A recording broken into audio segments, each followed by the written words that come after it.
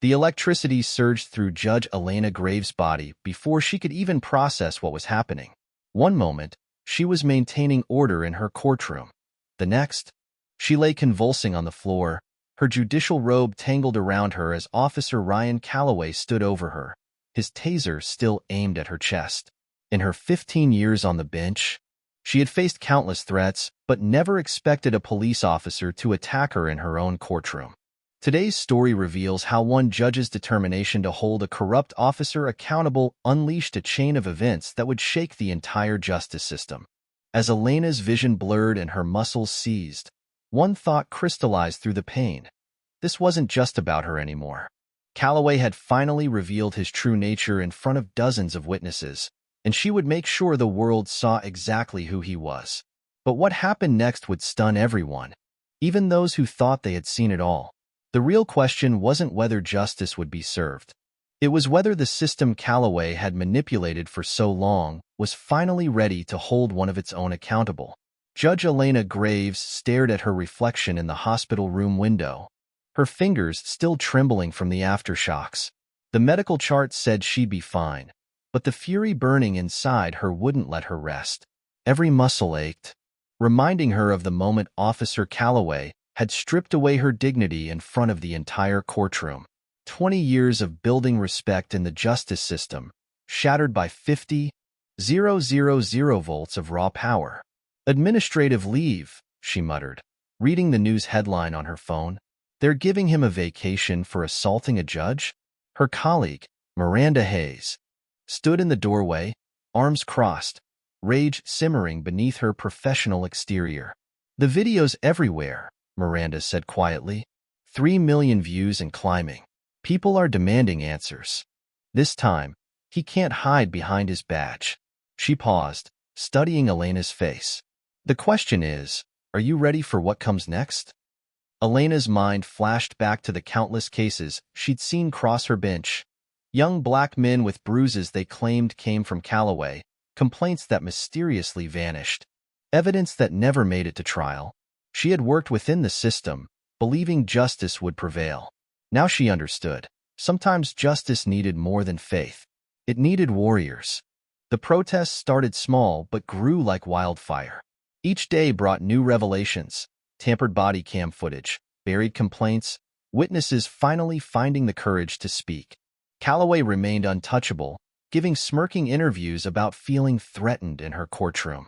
His supporters painted him as a victim of political correctness, a dedicated officer being sacrificed to mob mentality. Then came David Carter, a federal prosecutor with a reputation for taking down corrupt officials. He arrived with a thick folder. "This isn't just about what he did to you," he said, spreading documents across her desk. "We found a pattern going back years, but we need someone strong enough to stand up to him, someone whose voice carries weight." Elena's hands steadied as she read. Each page revealed another victim, another cover-up, another failure of the system she'd sworn to uphold. "How many?" she asked, her voice barely a whisper. "Too many," David replied, his expression grim. "But you're different. You're a judge.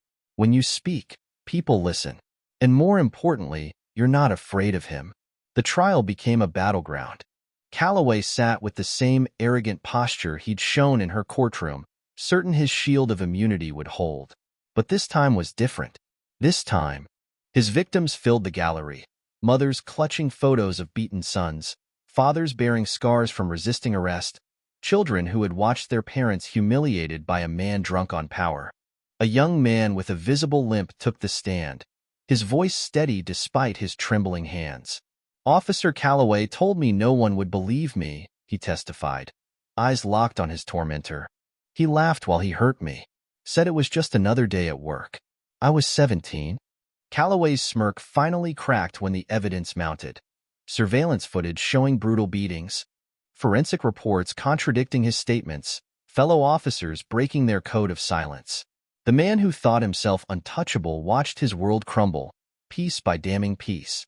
"You think this changes anything?" he spat during his final statement, his mask of civility finally slipping. "The system was built for men like me. It always has been. It always will be." Elena leaned forward, her voice carrying the weight of every person he'd ever hurt. "You're right about one thing, Officer Calloway. The system was built for men like you. That's exactly why you're here. Because it's time we rebuilt it. Brick by brick, if necessary." The verdict came like thunder, guilty on all counts. As officers led Calloway away in handcuffs, Elena caught a glimpse of something she'd never seen in his eyes before: fear. The same fear he'd instilled in countless others now reflected back at him from every face in the courtroom. But victory brought new challenges. His supporters launched appeals, claiming bias and procedural errors. Media narratives shifted, painting him as a scapegoat for broader social issues. The system that had protected him for so long wasn't giving up without a fight.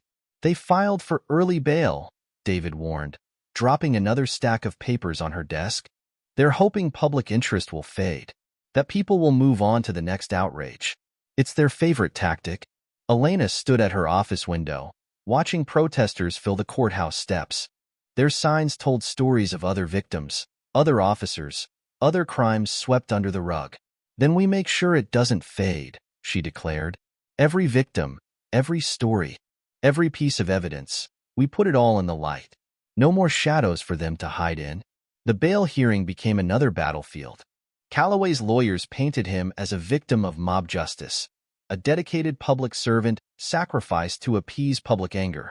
But evidence speaks louder than rhetoric. When the judge denied bail, Elena saw the final crack in Calloway's armor, the moment he realized his power was gone. Behind bars, the former officer faced a different reality. No badge to hide behind. No system to protect him.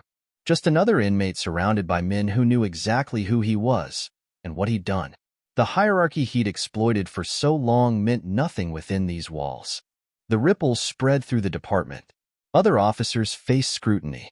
Old cases were reopened. Voices long silenced were finally heard. It wasn't just about one corrupt cop anymore. It was about changing the system that had protected him, about demanding accountability from those sworn to serve and protect. Standing before the Judicial Review Board months later, about the difference between justice and vengeance.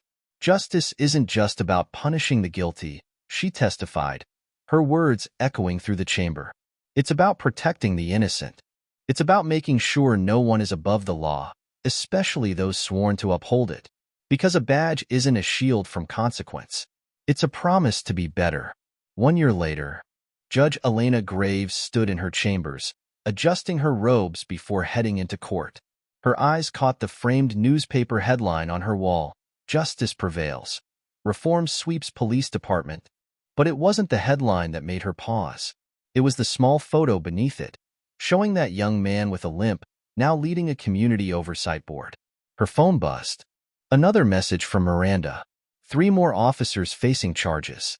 Change was happening, not in dramatic bursts, but in steady waves, each one washing away another layer of corruption. Calloway's conviction hadn't just ended one man's reign of terror. It had cracked open the door for real accountability. "Sometimes," she whispered, touching the scar where the taser had struck, "justice needs more than a voice. It needs a witness."